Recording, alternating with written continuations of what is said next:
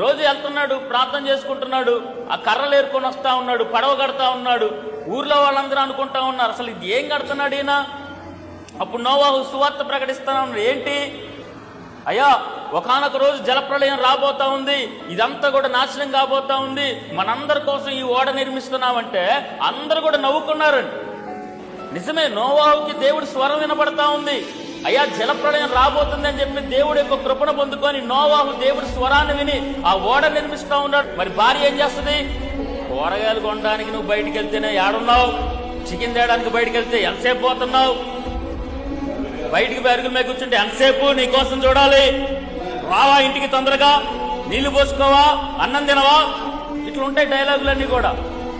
కానీ నోవాహు ఆ కర్రను తీసుకొని వస్తుంటే ఎందుకు తీసుకొస్తున్నావు అని అడగలేదు, ఏం నిర్మిస్తున్నావు అని అడగలేదు. భర్తకు విధేయురాలుగా నిలబడి ఆయన ఏ పని చేస్తున్నా దేవుడి చిత్తం అని చెప్పి తల వంచిందండి. స్తోత్రం కలుగునుగా. ముసలోళ్ళు కూడా విడాకులు తీసుకుంటారు, కోర్టులో చూస్తా ఉంటుంటే ఏంటంటే ఈ వయసులో నాకు వద్దేనా, అరిచేస్తున్నాడు నన్ను, ఎంతకాలం భరించండి అని చెప్పి ఒక భార్య మాట్లాడుతూ ఉంది. 60 సంవత్సరాల వయసులో, 50 సంవత్సరాల వయసులో నాకు ఈ భర్త వద్దు. కానీ 120 సంవత్సరాలు కూడా ఆ ఓడను నిర్మిస్తా ఉంటుంటే ఎందుకు నిర్మిస్తున్నావు, ఏమి వినపడుతుందని చెప్పేసి ఒక్క ప్రశ్న కూడా వేయకుండా భర్త ఏది చేస్తుంటే ఆ అడుగు జాడలో నడిచింది ఆ తల్లి. స్తోత్రం కలుగునుగా.